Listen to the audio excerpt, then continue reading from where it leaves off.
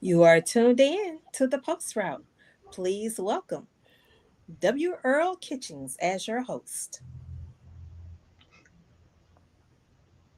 Good evening and welcome to the Post Route, the show where we dive deep into conversations with Black quarterbacks, both past and present. I'm your host, W. Earl Kitchings, and this show is proudly brought to you by Quarter Five Back, the preeminent fraternity for Black quarterbacks and home of the prestigious BIP Memorial Trophy, the only award that honors both the top HBCU quarterback and the top Black quarterback from high schools from across the nation. We are excited and thrilled to have you join us again tonight. And if you enjoy the content and what we're doing, we want you to support us by doing a few things here. You can support us here on the Post Route. You can hit the like button. You can subscribe to the channel, and you can tap the notification bell so you never miss an episode. Join us live every Monday night at 7 p.m. for more phenomenal conversations. Now, tonight, our guest comes from a great legacy of quarterbacks that played in the city of Athens, Georgia. And this list of guys is about 13 of them. And this list of guys goes all the way back to 1976.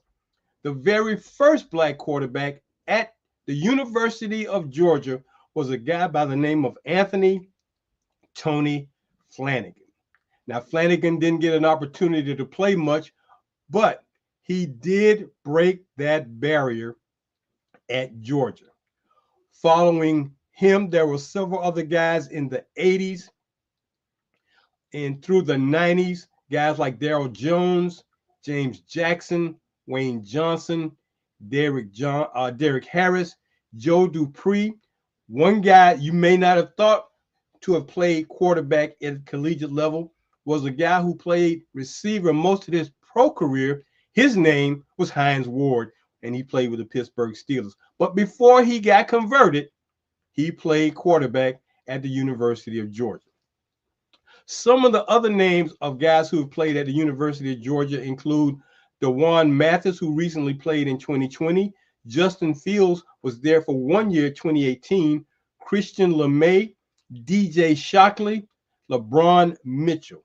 All of these guys had opportunities to play at the University of Georgia, and they all put their name on that marker for the Bulldogs.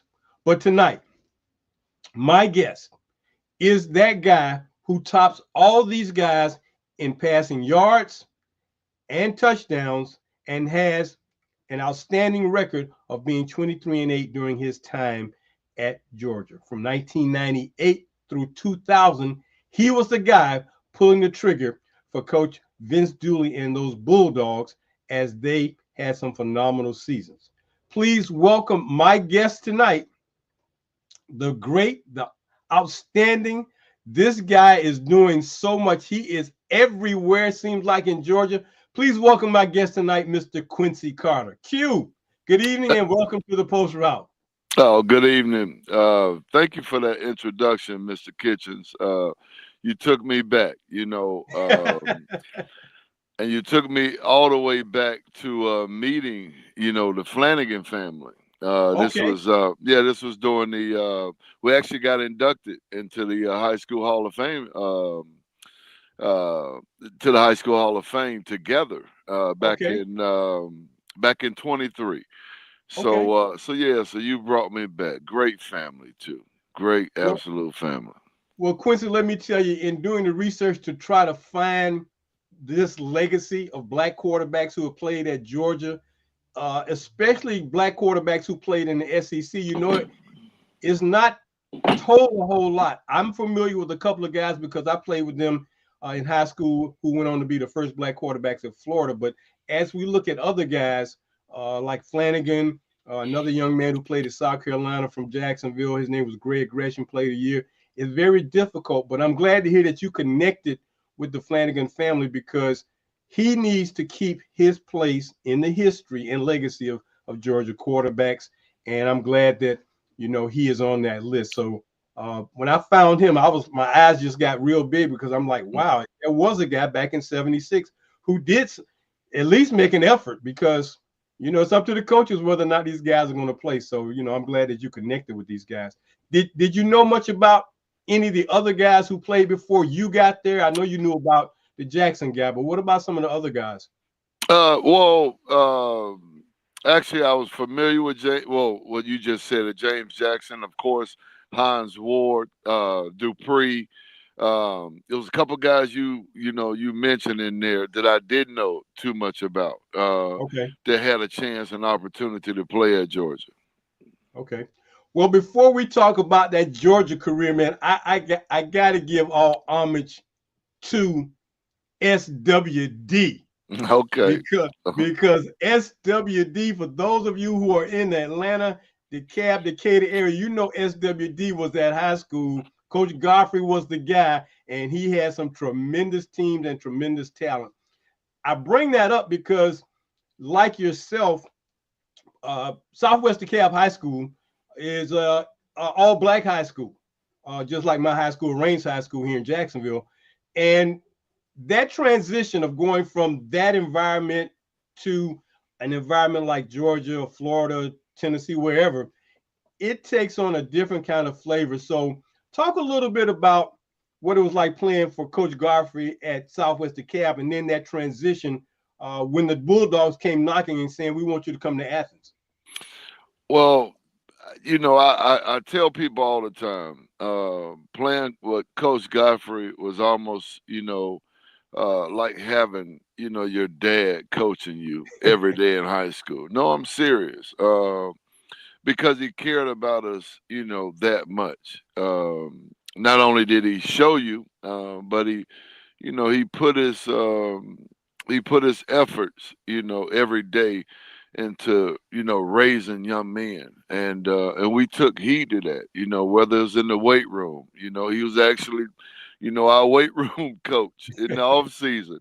Whether it's in the classroom, he was peeking around and looking out his door, making sure we were getting to class on time, and then having him as an English teacher also, and teaching us some really deep, Black history, and making sure we knew who we were, but loving everybody, But the fabric of us being a black man, and especially during those times, and how we were, thinking of ourselves was very important to him.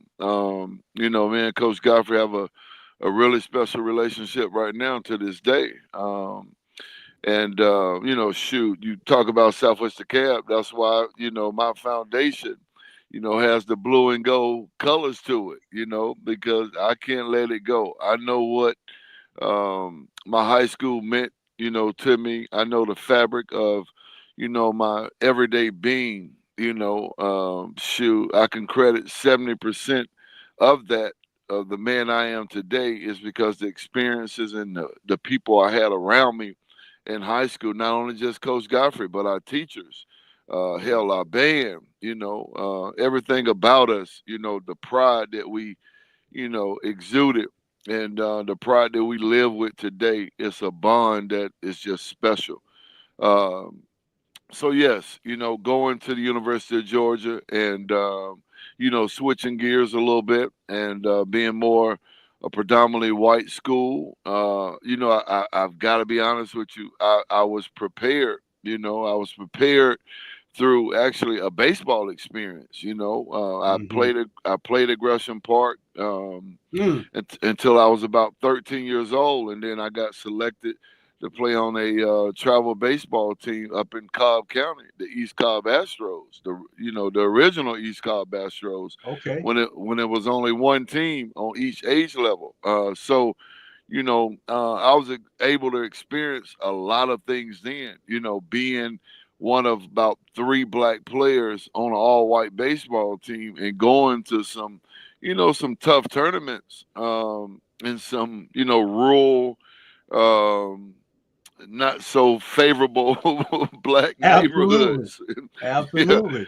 to put it Absolutely. blunt, and so I was able to experience a lot of that. And so, and then me and Coach Godfrey, we took a couple trips to Athens, watching Hassan Graham, one of our superstars that came out of Southwest DeKalb, I want to say in like '92, and played with Eric Zaire. So I was able to experience it and really get the full picture of it before I really got on campus.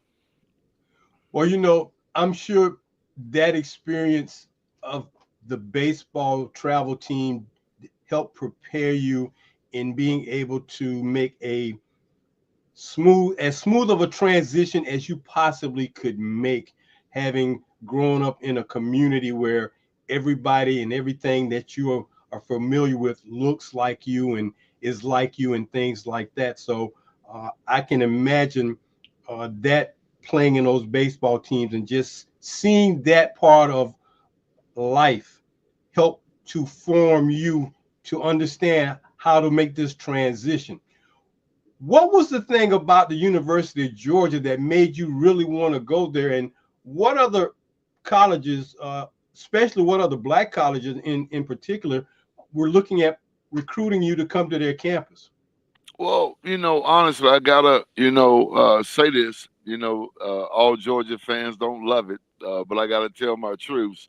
I signed with Georgia Tech coming out of high school, and Georgia Tech hopped on me early, around my 10th grade, 11th grade year, and I fell in love with it. And the prospect of playing two sports and playing baseball at Georgia Tech really excited me too. But I got drafted by the Cubs in the second round, and went to go play baseball for a couple years. Well, while I was doing that, Joe Hamilton was establishing himself Yep. down at Yep. Georgia Tech, and I really wanted to play early as a freshman.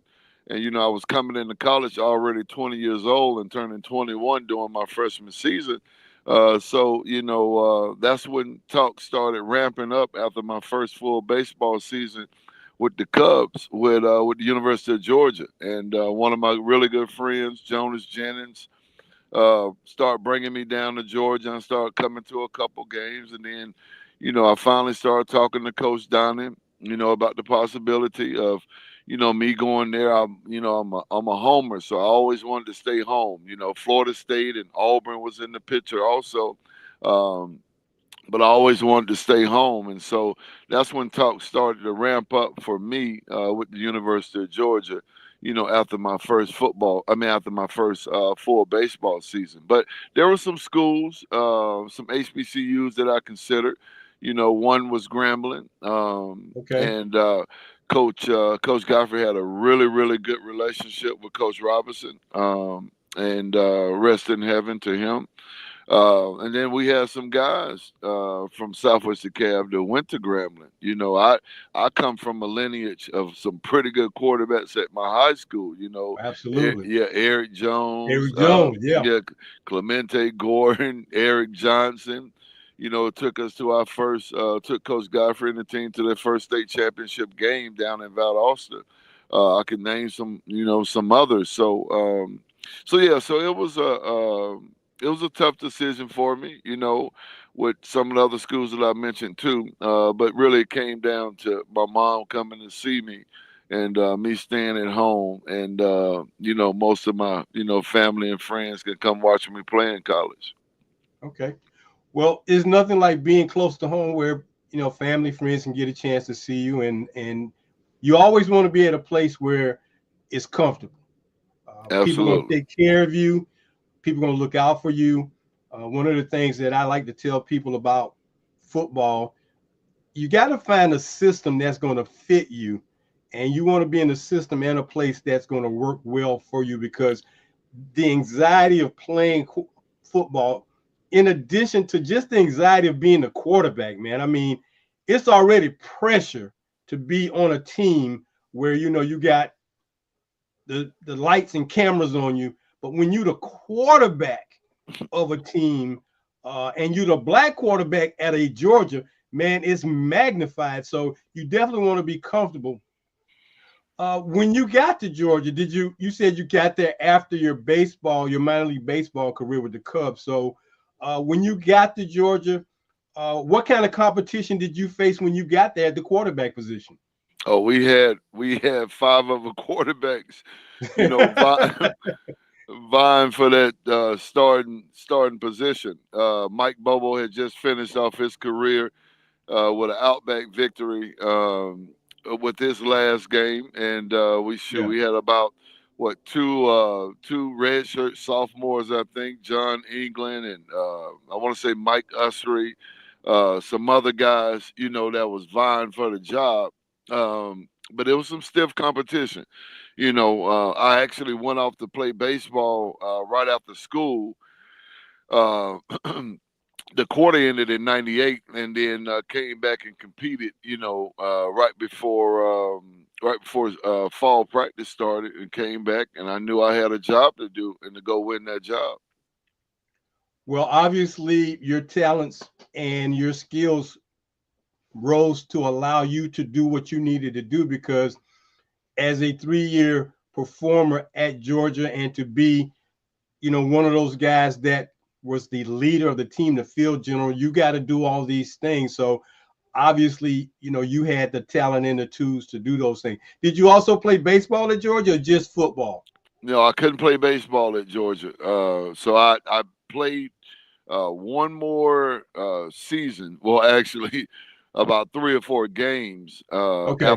after my freshman year. Okay. I went back to Daytona, actually. You know, after school, Right. The and Daytona yeah, Cub. yep. Yeah. Yeah. After school ended, and I played about 3 or 4 games, and I never forget. You know, sitting in my apartment, and man, that feeling just hit me. You know, one night, and I was like, man, I don't think I can do this anymore. Like, I want, because, you know, I already had, you know, in me working out with my teammates, you know, during the summertime, trying to accomplish, you know, winning the SEC championship, going possibly to a national championship. And I'll never forget, you know, that feeling that day too, is because, you know, I played baseball all during the summertime. So Yeah. really, you know, I would go work out at Southwest DeKalb, and then next thing you know, I was off to baseball in the evening time. Sometimes, you know, we would go off on these tournaments, and they were overlapped during the week. And so I wouldn't get back with my teammates, you know, in football till like Tuesday, you know. So then it Right. was only, Right. you know, maybe a couple days left in the week. And I never forget my last year, my senior year in high school, I quit baseball, you know, like in Hmm. like early, well, probably like mid June. I quit baseball because I really wanted to win a state championship. And so that feeling hit me again, you know, being in Daytona. And man, I just kept thinking, like, man, I got to get back to my teammates so we can, you know, get so I can galvanize the troops, man. We work our butt off all summer and go win some football games during the fall. So I end up, you know, leaving baseball after about 3 or 4 games right before my sophomore season. I got you. I got you. So Quincy, comparatively speaking, is it tougher to play in the SEC now, or when you were there? You know, these young boys ain't gonna like this answer.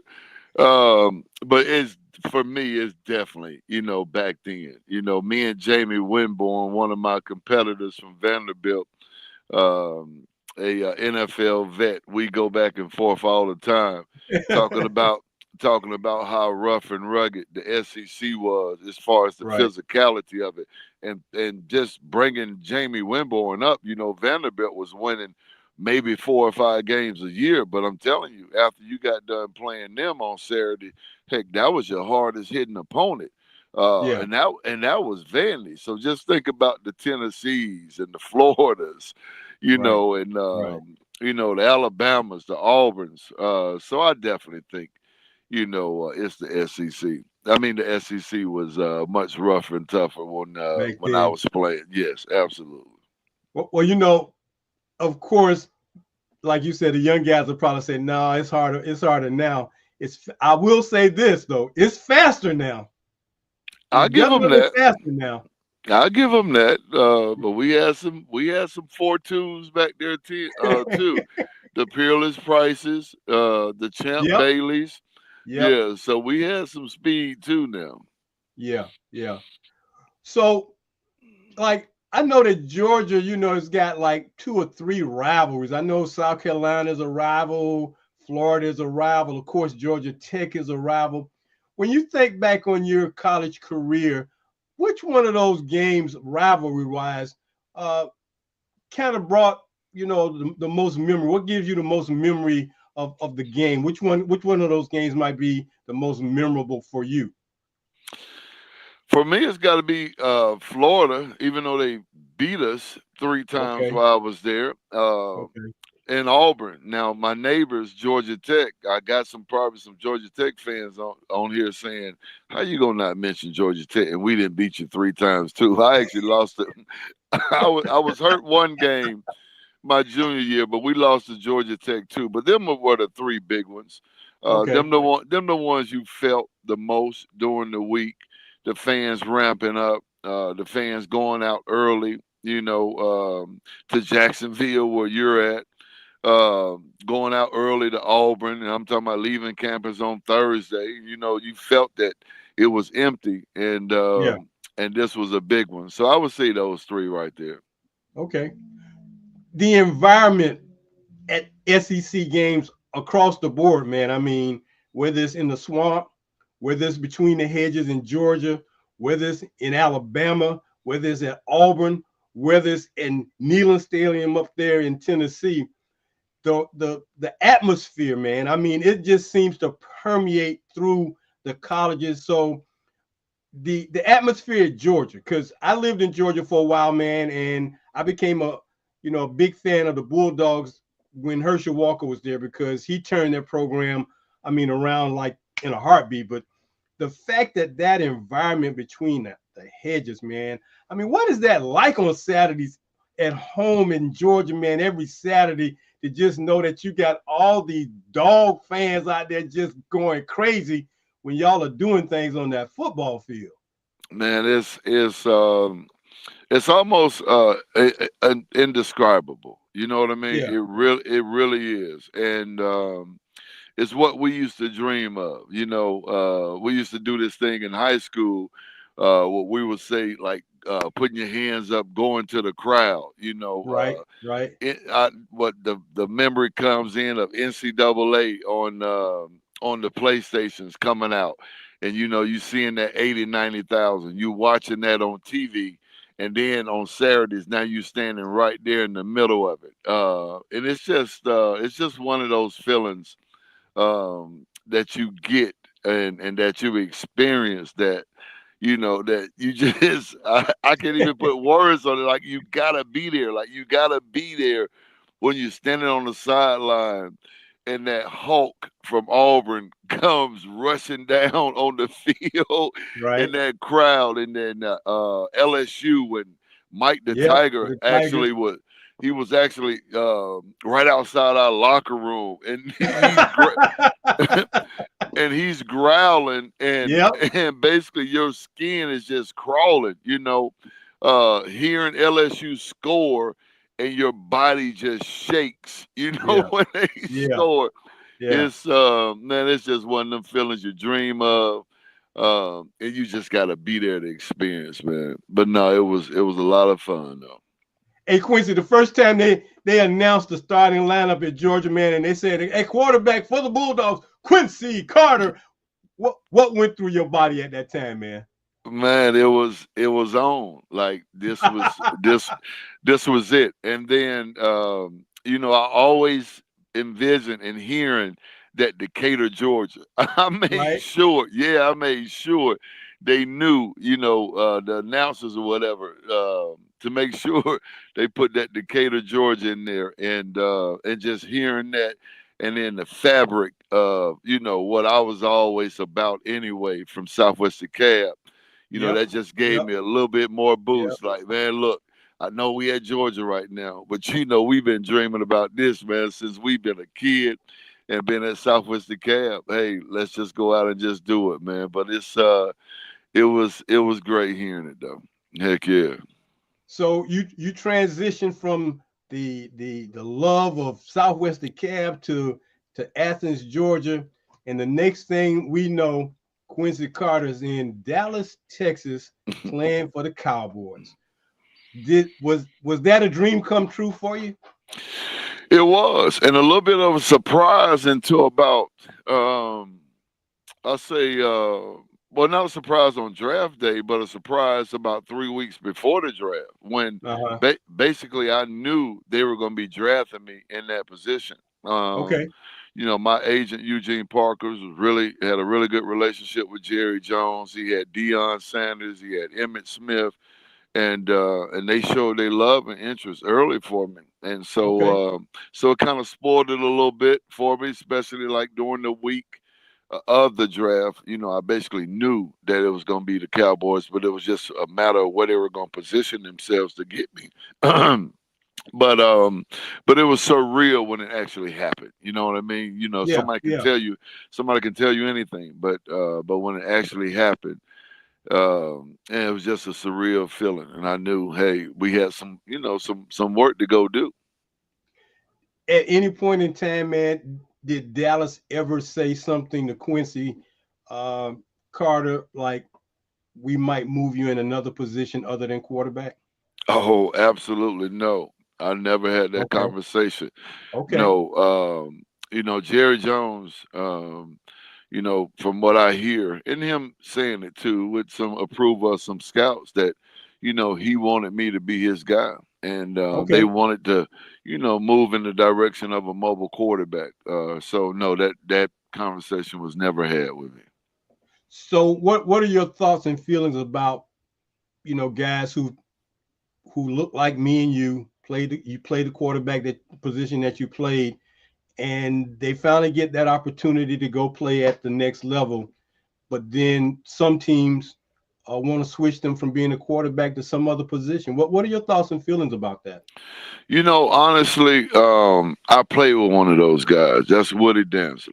Okay, And yeah, yeah, I've got a lot of respect for Woody. okay, Woody watched me at times, would correct me on some things too. okay, My heart goes out to him because I knew, uh, what I was facing. yeah, Especially going to a Division I school, being a black quarterback. I knew what I was facing. mhm, And so to have, that dream script of you and someone say, hey, I know you can't do something, and we're going to switch you to another position when you've been doing something your whole life, I can only imagine how that feels. But having somebody like Woody, around, I felt what he felt. But man, I Woody would never let you feel sorry for him. You know what I mean? okay, okay, He had God in his life. Still has a special relationship with the man up above, and he just absorbed it and really just kept it moving. But I could feel that pain for guys who have done something their whole life, and then somebody tell you, no, you can't do that, or we don't think you can do that, and we're gonna move you into another position. well, having seen it so often, having not just read about it, but having seen it and witnessed it, and how many times those things happen, man. It is for those guys who had to do it. It is a lot.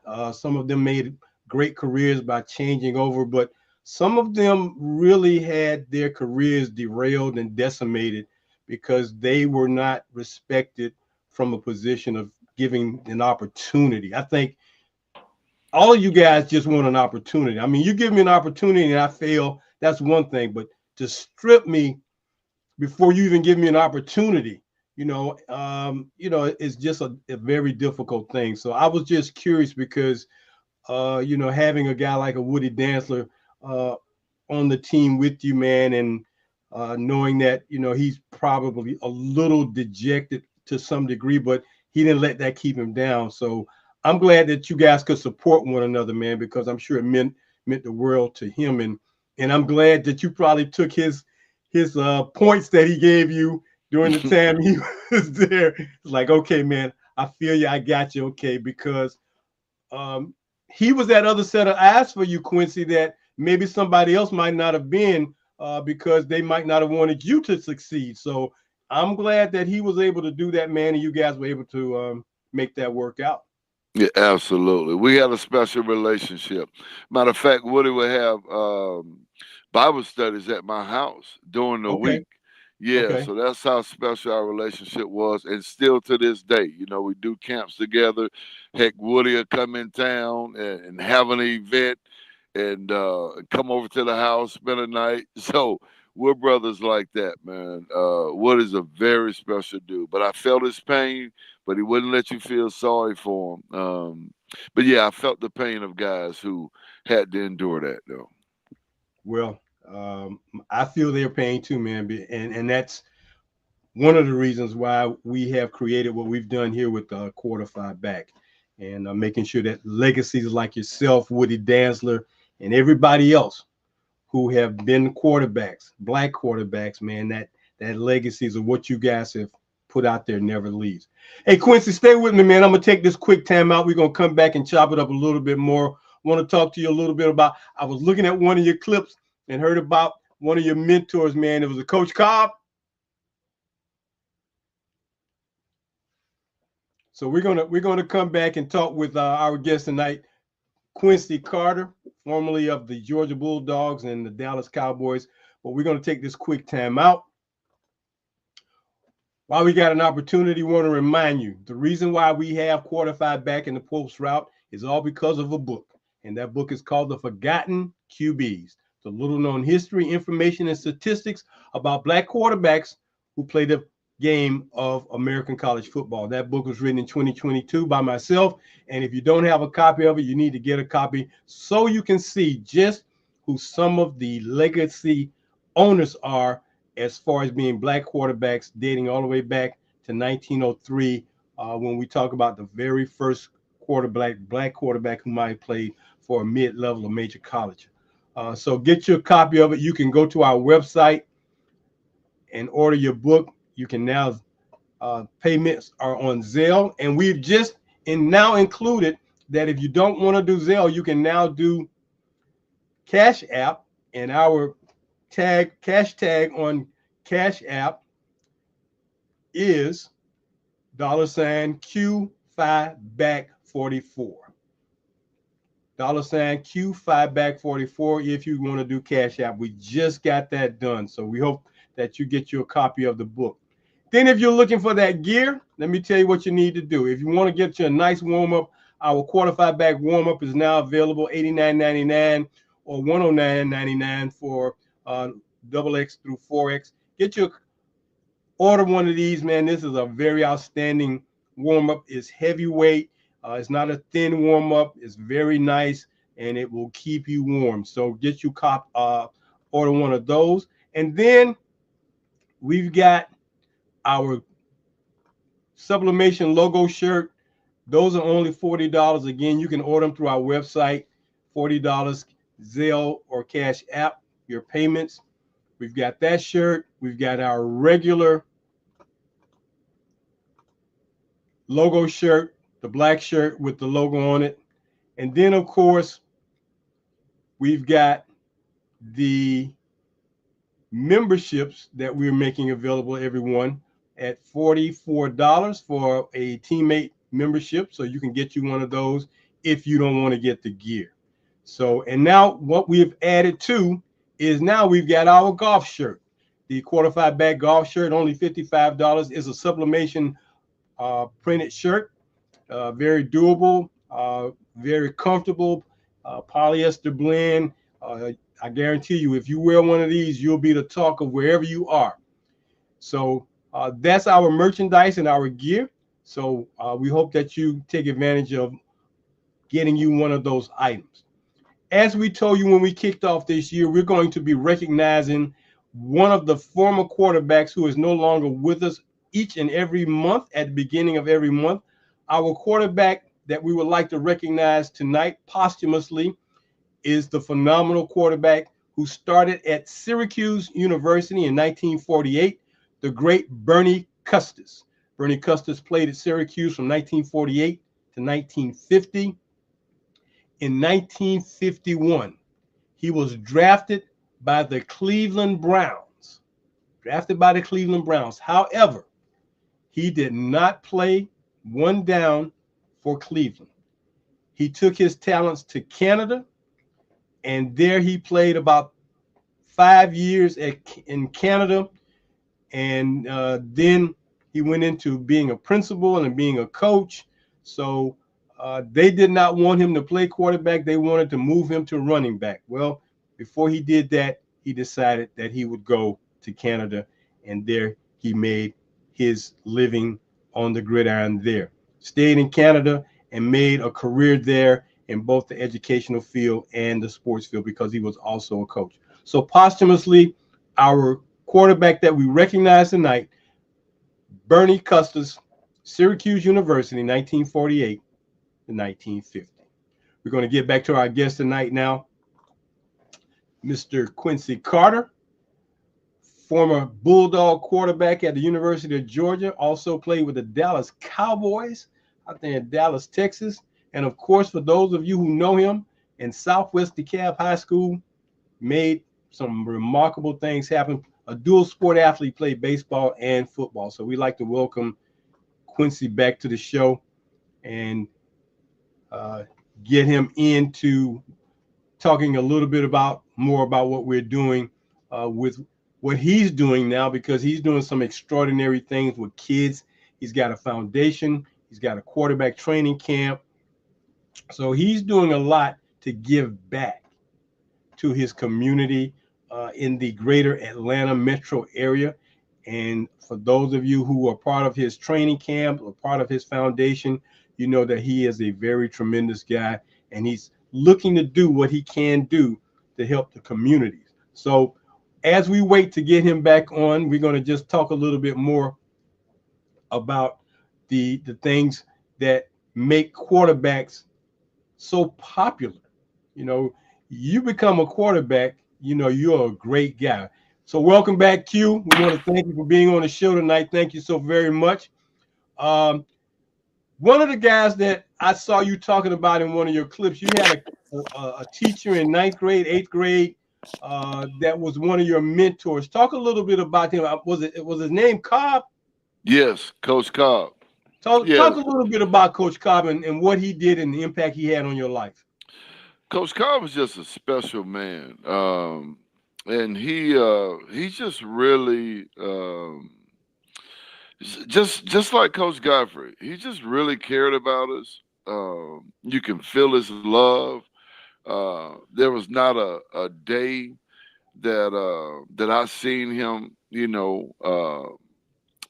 coaching us, that he wasn't trying his very best to, give us something, Mm-hmm. to be better on the field or as a young man. And he was tough on us. But it was like the perfect recipe with what we needed. You know, he just left us here just recently. Okay. Last year. That was tough, but we had some good conversations before he went to heaven. So I feel really good about that. I feel good about the place he's in, and if he was, in my ear right now, he'll say, "Oh, big man, come on, you got to carry on, big man." Yeah. But Coach Cobb was special. He really was. Quincy, do you feel that Coach Cobb and Coach Godfrey have been very instrumental in helping to give you some of the foundation that you're using now with your foundation and your quarterback training? No question. No question. I think they come out of me in different ways, whether it's Coach Cobb will put that smile on your face, but he'll be on your butt. Right. Coach Godfrey, being the disciplinarian he is, teaching some life lessons. I've got to, give a shout out to my offensive coordinator, who came my sophomore, junior year, and that was Steve Davenport, who went on to Okay. be a great coach at Decatur, at Savannah State, at Woodland. So I've got a version of all of them in me, Yeah. but I've got the version that love that they gave us, and sometimes that's tough love, you know. Um, but they made sure that they got to know us, that they knew that they did love us, but they had a job to do, and that's to make us, better men. So you're now involved with helping to mold young people, both boys and girls, at different levels. Uh, Before we talk about your foundation, talk a little bit about what's going into your quarterback training, because there may be some viewers and listeners who are just trying to find somebody to help their son become a better quarterback, or some things that can make them better. But talk a little bit about the Q17 quarterback training school. Well, it's a passion of mine.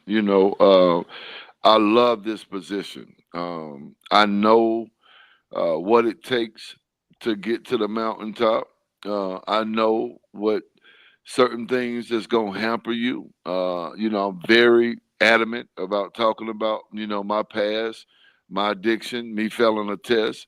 I know those roadblocks. You just being cool with the boys one night and want to smoke, and then that leading to a ongoing addiction that you didn't even know you had until somebody told you to stop, and you couldn't Right, stop. right. But so the mentoring goes along with the quarterbacking, and it all goes hand in hand. I know what kind of leader you need to be. I know that you can't be hanging with the boys, and you got to lead them. Mhm. And then when we get into the fundamentals aspect of it, I was a under the center quarterback. And then I also played in the shotgun. I was able to run and use my legs. I had a lot of God given talent.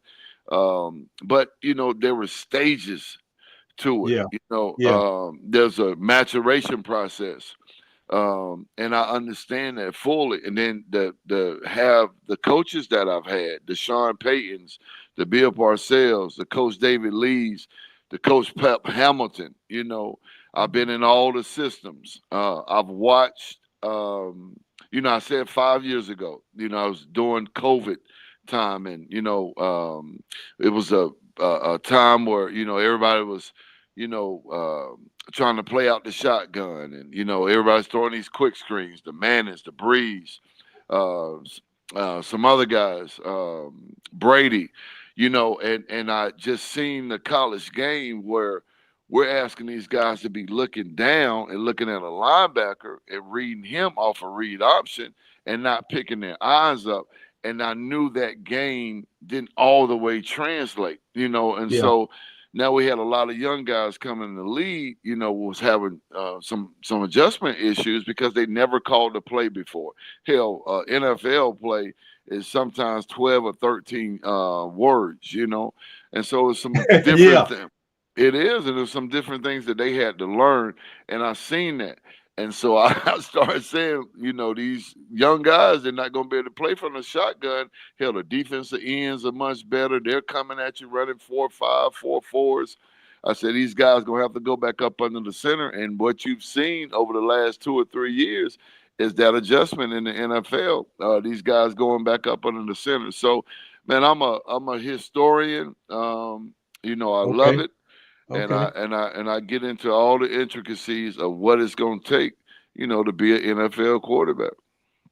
Well, you definitely speak from experience, man, and it's great that young men have a coach like you to train them up, and not just train them up for being quarterbacks, but train them up for life.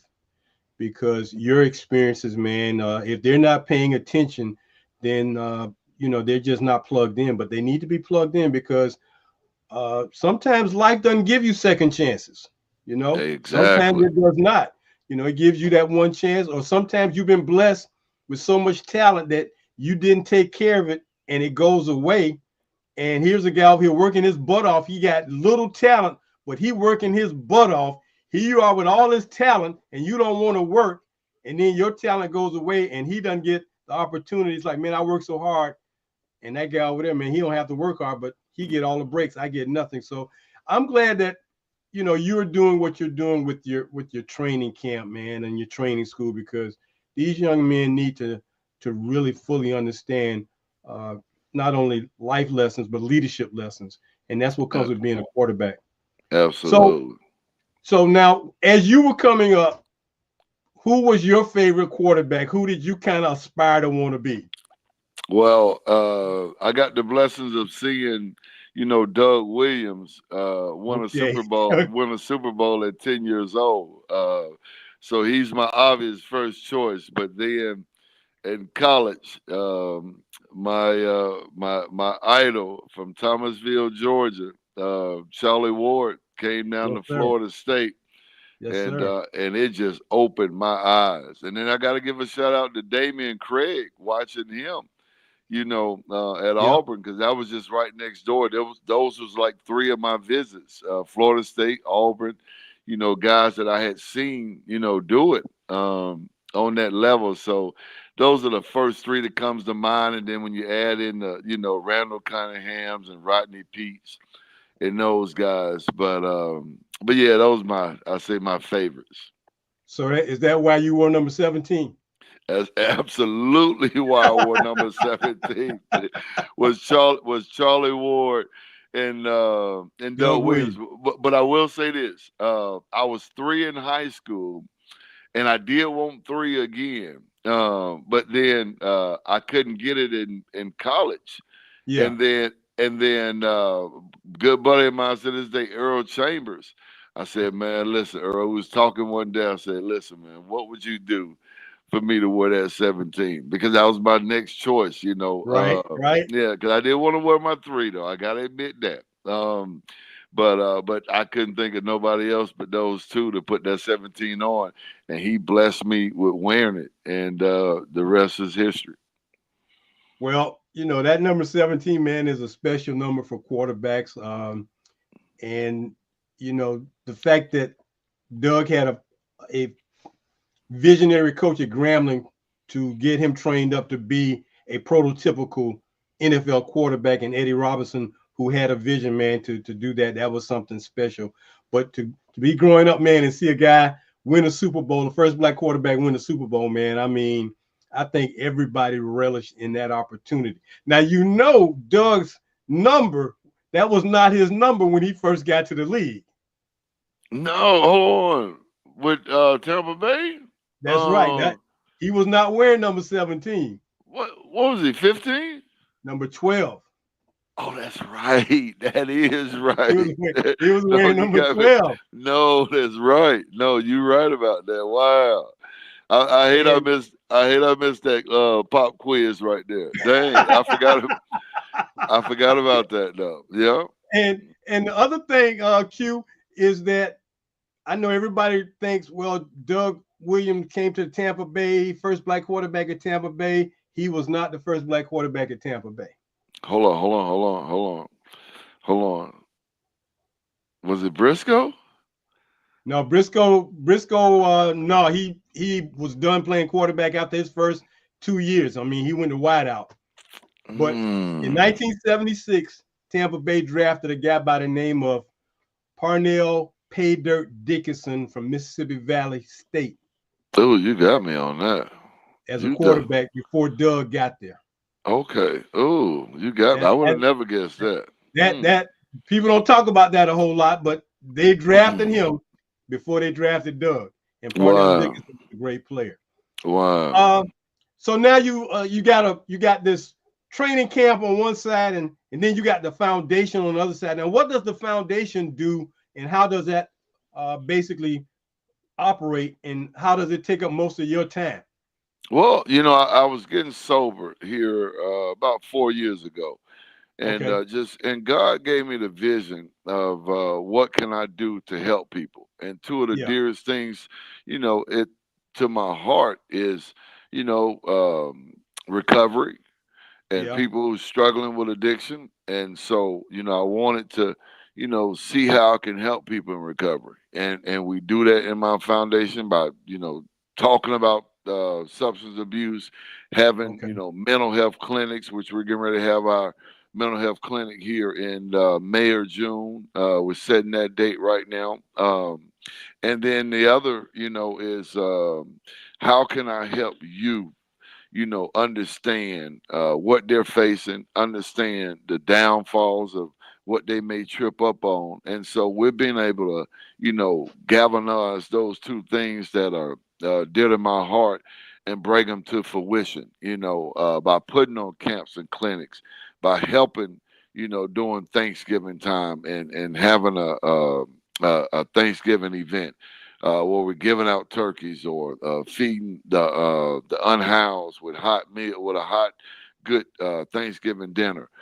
We do a back to school event, and then of course, to help people, you got to fundraise. That's right. Yeah, That's right. so we took two of the biggest things that was dear to my heart, and God is just He gave me the vision. He's continuously, around my circle, my advisory board, and my board of directors, and just guiding us and leading us to really, really helping people. And I can't say enough about the people that are behind the scenes helping me, my board members, and just really putting God's vision and my vision together to really help a lot of people. So is it the Quincy Carter Foundation? Is that the name of it? Absolutely, the Quincy Okay. Carter Foundation. All right. Well, shout out to all the board members, advisory, supporters, uh, people who work for the foundation. If you got anything to do with this gentleman here and making things happen to make life better for other people, man, kudos to you and shout out to you. Uh, I'm told to tell you that Lieutenant Governor Burt Jones is watching the show tonight and to tell you hello, man. I Oh, guess he's one of wow. your big fans too. Yeah, well, actually, a teammate of mine. Is Matter of that fact, right? yes, he is. As a matter of fact, I was at the Capitol today. It was Addiction Day today. Okay. Well, Addiction Day got changed to another day. It's a group called ARAD that puts on a convention, a little conference every year, and we had to change the date because of snow. Okay. And so we were down at the Capitol today, and yeah, and Bert, it's my second time being at the Capitol in the last 3-4 years, and every time he welcomes me with open arms. He knows the mission that I'm on, and really is a really good friend. Well, Quincy, I got to tell you, man, I don't know who your social media person is, man, but I see the clips of you running your camp. I see you all over the place. You're down at the Capitol. You at Clark Atlanta University. I see you somewhere everywhere, man. So, in the course of the day, what amount of time do you have for you? Because you look to be so busy, man. I'm like, does this guy get any rest? It's my mornings. It's my Okay, mornings. It's getting on I my got you. knees. Whether it's if I have wake up early enough to listen to a sermon. It's my devotion. It's my AA. Yeah, Sayings yeah, and readings and spending that time with God. And then it's whatever God has in store for me. Heck, I hadn't even mentioned, Mr. Kitchens, that I've got 7 kids. Oh wow. To add on Oh top of wow. that, and managing all my relationships with my kids. But man, I'm telling you, and it happened to me maybe a couple of days ago. I don't know exactly when it was. I thought about what we're talking about, and I was like, "Whoa, God, you really got me moving in so many different directions." But here's the thing: God will give you that rest. Yeah. Oh God yeah. will give you that peace of mind. Yeah. And Yeah. and that's how and then it'd be a 2-3 day period where I can take off and go somewhere. And then you Right. look up like, I didn't even know I was gonna have that little vacation time, and God will give it to you. So Right. but Right. man, but I'm on a mission, Mr. Kitchens. I feel like through my addiction, man, I missed about 14 years of my life. I was going through the wilderness, and Yeah. um Yeah. and I Yeah. just I'm just so grateful to have a second chance at life, let alone football. And so I want to do God's work, man, and do his work well. and so he'll give me that rest. But I got to stay spiritually fit, and that starts in the morning, Mr. Kitchens. Well, I'm glad he never took his hands off you. He let you go through the Mm. wilderness so you could be a better person and be able to do what he had in store for you, because I'm a true believer in whatever God has for you is meant for you. He ain't giving it to Absolutely. nobody else but you. So when you talk about, what you have gone through, God bless you, man, for finding your way back. God bless you for continuing to do the work, the ministry of helping people, whether they're young or old, okay or not okay. But so much, man, is just due to you wanting to do what you're doing. I know my good friend Derek McClendon is also in that circle of friends that you got, man. And Yes, he Derek is. and I have known each other for a long time, so I know he's got his hands on you too. Yes, he does, man. He always gives me that some kind of wisdom of some nuggets of wisdom, and he speaks from the heart. But he's a really big supporter of me, man, and always encouraging me to just keep going. And he's got my back. It's always good to have a friend like that in your corner. Absolutely, absolutely. Well, Quincy, we've come to that point in the show, man, that I love to do, because every time I get a chance to talk to a black quarterback, man, it's like Christmas to me, just because of what God has given me a mission to do. And to keep this legacy of you guys going, man, is just something I love to do. But we're at this point in the show where we like to take the opportunity to thank you and let you know that after tonight, you will be a part of the brotherhood called Hey, Fortified Back, the preeminent fraternity for black quarterbacks. You will now become a member of Fortified wow. Back. So thank you and congratulations, man. We will get you your certificate and letter, but you are now part of the fraternity, and we hope that you can help us bring in more guys like yourself, young and old, man. We got a guy. We've had some middle schoolers come on the show, man, so we don't have any prejudice about what age they are, as long as they want to be a quarterback and as long as they're black, man. We are all about that, man. So congratulations to you, man. You keep up the good work, man, and just thank you so very much for giving us an opportunity to talk with you tonight. Well, hey, man, I'm honored. Man, I've been watching you, and I know what you're about, Mr. Kitchens, and I appreciate you. You're continuing our legacy, and that means a lot because I know what it meant, to be the quarterback at the university, be a black quarterback at the University of Georgia, and be a black quarterback for the Dallas Cowboys. I know what that meant for a Absolutely. lot of people. So Absolutely. I salute you and I thank you. Well, thank you, man. And I'm just glad to know that we've got, opportunities to make these things happen, man. So may your foundation continue to be blessed. And we look forward to talking to you in the near future. All right, thank you. Thank you. Well, that's going to about do it for us tonight here on the Post Route. As always, we like to let you know that every Monday night you can join us and be a part of what we're doing. So shout out to my crew, Ronleen Kennedy, our director and producer, Kamal Lazir, our social media director, Dr. Will Kitchings, our senior consultant, and Will Relaford, our chief photographer. So until next time, as we always say here at the Post Route, go deep and go for the bomb. Take care, everybody. We'll see you next week.